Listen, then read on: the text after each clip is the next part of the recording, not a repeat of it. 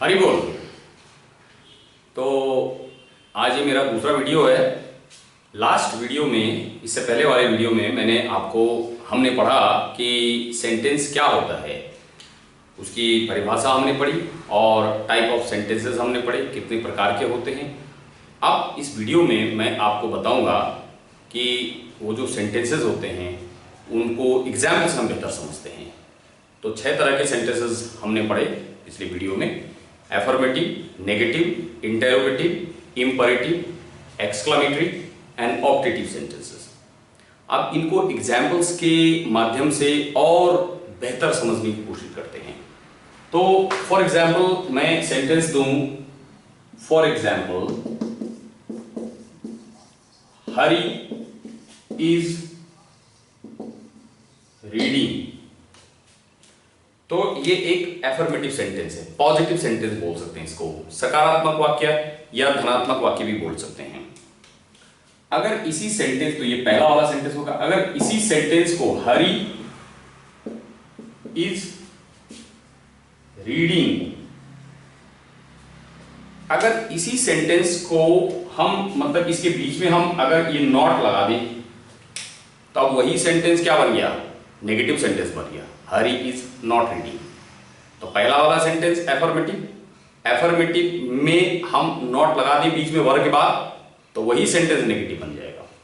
अच्छा, हरी is reading, अगर इसी सेंटेंस को आप कुछ इस तरह से बोलें, ये इज पहले लगा लें और हरी बाद में लगाएं, तो अब ये क्या बन गया? इंटेरोगेटिव बन गया। इज हरी रीडिंग, क्या हरी पढ़ रहा है? तो आप देख रहे हैं कि सेंटेंसेस में शब्दों के अरेंजमेंट, रीअरेंजमेंट चेंज होने से सेंटेंस का सेंस बदल जा रहा है, पॉजिटिव से नेगेटिव या पॉजिटिव से इंटेरोगेटिव। अच्छा, अगर माना is Hari reading, is Hari reading, यही सेंटेंस है जो अभी मैंने बताया, इज हरी रीडिंग, अभी यही लिख दिया, लेकिन इज हरी रीडिंग से पहले मैं लगा दूं व्हाट, तो अब क्या बन गया? ये व्हाट इज हरी रीडिंग, तो ये भी इंटेरोगेटिव सेंटेंस हो गया। तो इज हरी रीडिंग, ये भी इंटेरोगेटिव प्रश्नवाचक वाक्य है, प्रश्न पूछ रहे हैं, और व्हाट इज हरी रीडिंग, ये भी हम प्रश्न पूछ रहे हैं। तो इससे ये हमें संज्ञान में हो ये पता चला कि सेंटेंसेस, इंटेरोगेटिव सेंटेंस दो तरह के होते हैं। पहला जो थर्ड टाइप का सेंटेंस है इंटेरोगेटिव, ये दो तरह के हो गए, ए और बी, है ना। ए टाइप जो कि वर्ब से शुरू होते हैं, is, am, are, was, were, will, shall, ये सारे के सारे ऑक्सिलरी वर्ब हैं, हेल्पिंग वर्ब है, इनके बारे में हम आगे पढ़ेंगे। और जो बी टाइप हैं वो इंटेरोगेटिव वर्ड से शुरू होते हैं, what, when, where, why, how, who, तो ये भी इंटेरोगेटिव। तो इंटेरोगेटिव सेंटेंस यानी प्रश्नवाचक वाक्य दो प्रकार के भी, पहला जो वर्ब से शुरू होते हैं, दूसरा जो इंटेरोगेटिव वर्ड से शुरू होते हैं। पहला एफर्मेटिव, दूसरा नेगेटिव, तीसरा इंटेरोगेटिव, जो दो तरह के होते हैं। अभी चौथा जो है मैं आपको बताऊंगा, फोर्थ टाइप का, वो है इम्परेटिव, इम्परेटिव सेंटेंसेस। तो इम्परेटिव सेंटेंसेस यानी इसको हिंदी में हम बोलते हैं आदेशात्मक वाक्य, आदेशात्मक वाक्य। तो इसी से हमें पता चल रहा है इस वाक्य का जो स्वभाव है वो आदेश देने का है। This sentence gives the sense of command or order, request, suggestion, something like that. In English we call it as imperative sentence. इसकी क्या पहचान, इस तरह के वाक्य कैसे पहचानेंगे? ये अधिकतर मेन वर्ब से शुरू होते हैं। For example, come here, go there, write a letter। तो आप ये नोटिस कर रहे हैं कि ये सेंटेंसेस देखिए, come, go, write, read, read your book, do this, do that, ये सारे के सारे वर्ब्स हैं। तो अधिकतर इंपरेटिव सेंटेंसेस वर्ब से स्टार्ट होते हैं, मेन वर्ब। इनमें सब्जेक्ट होता तो है यू, लेकिन इसको बोलने की या लिखने की आवश्यकता हम महसूस नहीं करते हैं। उसके पीछे क्या कारण है? उसके पीछे ये कारण है कि जब आप किसी को कमांड करोगे, आज्ञा दोगे, तो वो आपके सामने ही तो होगा। कोई व्यक्ति आपके सामने है नहीं, आप उसको कमांड कर सकते हो क्या? इधर आओ, कोई है नहीं, आप बोल नहीं सकते इधर आओ। तो जब आपके सामने कोई व्यक्ति प्रत्यक्ष रूप से विद्यमान है, उपस्थित है, तभी आप किसी को कमांड कर सकते हो। इसलिए हम कम हियर को यू कम हियर भी बोल सकते हो। एक्चुअली है तो यू कम हियर ही, लेकिन यू बोलने की आवश्यकता हम महसूस नहीं करते क्योंकि अंडरस्टूड है, सामने वो व्यक्ति है। तो ओरिजिनल सेंटेंस तो you come here, you do this, you go, ऐसा ही है, लेकिन हम यू बोलने की आवश्यकता नहीं करते। That is understood part. So imperative sentence clear हो गया। अब इसके बाद हम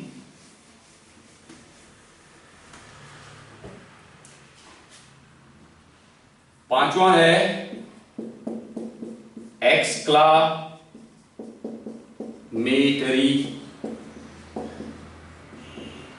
सेंटेंसेस।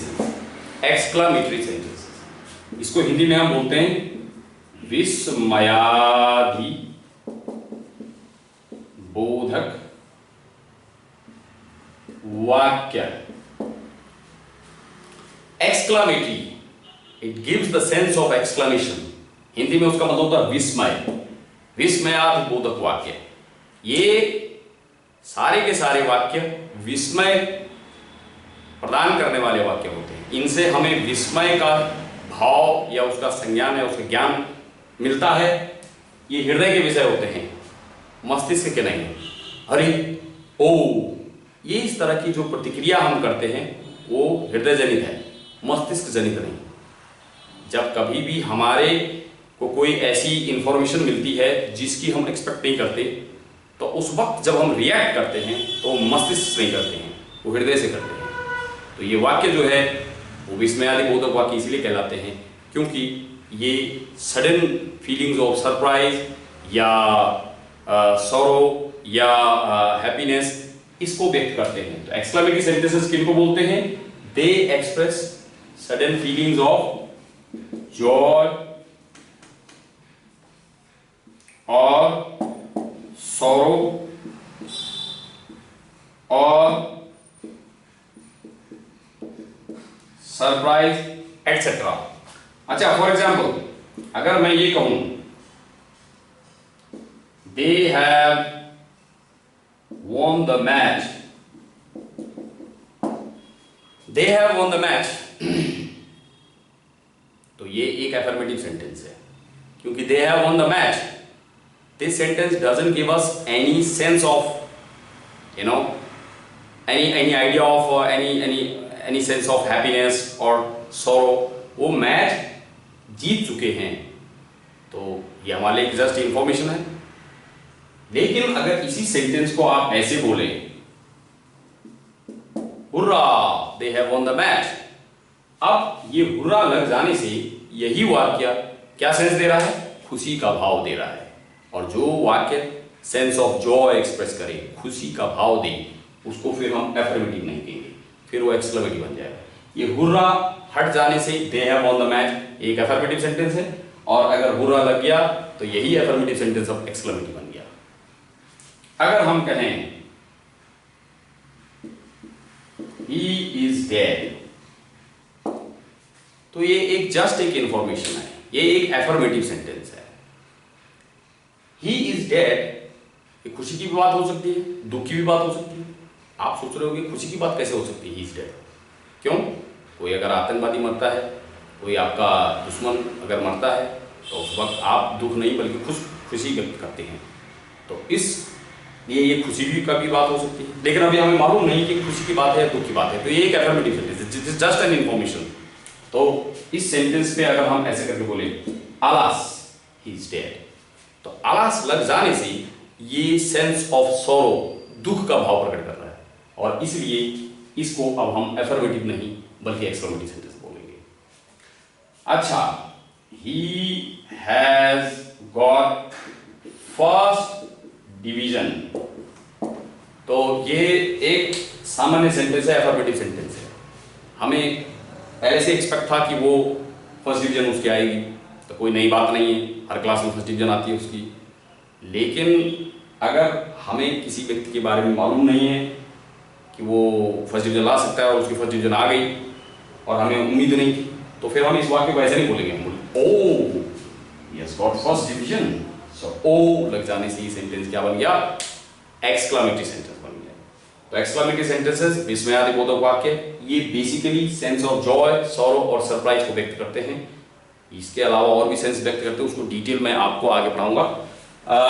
और लास्ट जो सेंटेंस है वो एक्चुअली एक्सक्लामेटरी सेंटेंस का ही एक पार्ट है। आपको बेहतर समझाने के लिए मैं इसको अलग हेडिंग के अंतर्गत दे रहा हूं, वो है ऑप्टेटिव सेंटेंस। ऑप्टेटिव सेंटेंस यानी भावनात्मक या भावात्मक वाक्य। तो ये किस तरह के वाक्य होते हैं इसके बारे में बताऊं। All those sentences which express the sense of good wishes या फिर blessings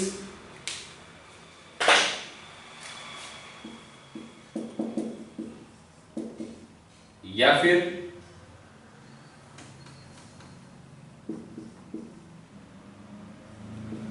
प्रे और या फिर कर्स। तो ऐसे वाक्य जो गुड विशेस या ब्लेसिंग्स या प्रे या कर्स इनका भाव व्यक्त करें, उनको हम ऑप्टेटिव सेंटेंस बोलते हैं। ये तो इनके बारे में पहला पॉइंट हो गया। दूसरा जो पॉइंट है इनके बारे में वो क्या है? ये पहला पॉइंट हो गया। दूसरा पॉइंट यहां लिख रहा हूं, they always begin with the verb may। ये हमेशा वर्ब मे से स्टार्ट होते हैं। तो ऑप्टेटिव सेंटेंस के बारे में दो बातें हमें पता चल गई। Those sentences which can express the sense of good wishes or blessings or curse or pray and they start with may, they will be called as optative sentences। भावनात्मक वाक्य या भावात्मक वाक्य हिंदी में। अच्छा, गुड विशेष को हिंदी में हम क्या बोलते हैं? शुभकामनाएं। शुभकामनाएं। और ब्लेसिंग्स को हम हिंदी में क्या बोलते हैं? आशीर्वाद। प्रे का माने प्रार्थना होता है, लेकिन एक प्रे PREY भी होता है, इसका मतलब शिकार होता है। तो स्पेलिंग्स में चेंज है, यहाँ पे PRAY है, यहाँ पे PREY है और प्रोनाउंसिएशन सेम है। तो ऐसे शब्द जिनकी स्पेलिंग्स चेंज हो, जिनका मीनिंग चेंज हो, लेकिन जिनका प्रोनाउंसिएशन सेम हो और स्पेलिंग चेंज हो और मीनिंग चेंज हो, तो ऐसे शब्दों को हम होमोफोन्स बोलते हैं या होमोनीम्स बोलते हैं।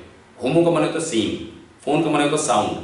तो होमोफोन्स माने हो गया सेम साउंड, समध्वनिक शब्द। उनका बोलने पर ध्वनि समान होती, पता नहीं लगता कि कौन सा वाला वर्ड बोल रहे हैं, तो कंटेक्स्ट से पता लगेगा। तो PREY प्रे, अभी मालूम नहीं चल रहा कि प्रार्थना वाला प्रे बोल रहे हैं या शिकार वाला प्रे बोल रहे हैं। अब सेंटेंस बताएंगे तो सेंटेंस के बैकग्राउंड से पता लगेगा। जैसे I pray to God every day in the morning and in evening, तो यहाँ पे PRAY ऑब्वियसली आपको समझ में आ गया। लेकिन हम कहेंगे कि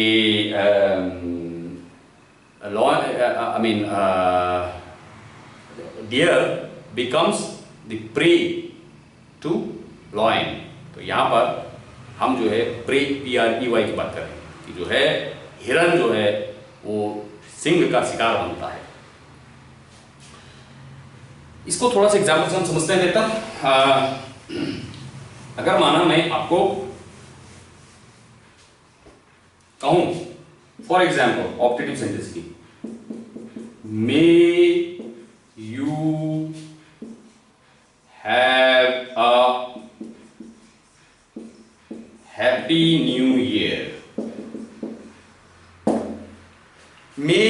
अ हैप्पी न्यू ईयर।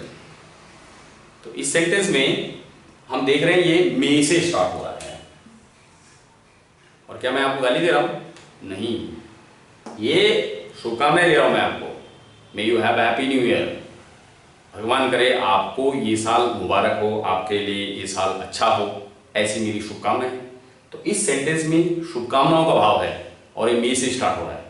तो ये अफर्मेटिव नहीं है, ये नेगेटिव नहीं है, ये इंटरोगेटिव नहीं है, ये एक्सक्लेमेटरी नहीं है, ये ऑप्टेटिव सेंटेंस है। और जैसे मैंने बताया आपको बेहतर समझाने के लिए मैं ऑप्टेटिव सेंटेंस को अलग हेडिंग के अंतर्गत समझा रहा हूं, पर है ये एक्सक्लेमेटरी के पार्ट ही, लिहाजा इनमें फुल स्टॉप नहीं बल्कि साइन ऑफ एक्सक्लेमेशन होता है, क्योंकि एक्सक्लेमेटरी सेंटेंस का एक पार्ट है। आप बोलेंगे may you have a happy new year. इसी प्रकार से आप बोलेंगे मे गॉड हेल्प अस। तो गॉड से आप क्या करते हैं? प्रे, प्रार्थना करते हैं। तो इसमें प्रे का सेंस है, प्रार्थना का सेंस है, और ये मे से स्टार्ट हो रहा है। तो ये ऑप्टेटिव सेंटेंस हो गया। जैसे कि माना हम कहें may you live long, may you live long. तो इसमें क्या सेंस है? ब्लेसिंग्स का, आशीर्वाद का। आयुष्मान भव, चिरंजीवी भव, आपकी उम्र लंबी हो। तो ये मे से स्टार्ट हो रहा है और इसमें ब्लेसिंग्स का सेंस है। तो ये ऑप्टेटिव सेंटेंस हो गया। और कभी कभी आप किसी से क्रोध करके, क्रोधवश, गुस्से में, नाराजगी में बोल लेते हैं may you go to hell. May you go to hell, मैं आपको नहीं बोल रहा हूं, मैं सेंटेंस बता रहा हूं। May you go to hell, इसमें क्या सेंस है? कर्स का, आप बाहर में जाओ, नरक में जाओ, आप नहीं जाओ, सेंटेंस बता रहा हूं मैं आपको। तो ये ऑप्टेटिव सेंटेंस है, क्योंकि मे से। तो हमने आज एग्जाम्पल से भी ये बेहतर समझ लिया। पहले वाले वीडियो में हमने पढ़ा sentence is a group of words which can make some sense, जो हमें कुछ अर्थपूर्ण बात बताता है। और सेंटेंस जो है 6 प्रकार के होते हैं मुख्य रूप से, इसके भी और सब प्रकार हैं, उसको हम प्रकार हैं अभी हम पढ़ेंगे। और आज मैंने एग्जाम्पल्स के जरिए आपको समझाया कि कैसे आप जो है उन सेंटेंस को पहचान पाएंगे टेक्निकली। तो आज के लिए, आज की वीडियो में हम इतना ही। नेक्स्ट वीडियो में हम इससे और आगे चलेंगे। अगर आपको ये वीडियो हृदय से पसंद आया हो तो आप इसको लाइक कर सकते हैं, आप इसको सब्सक्राइब कर सकते हैं। अगर नहीं आया है तो सजेशंस आप दे सकते हैं। हरे कृष्णा।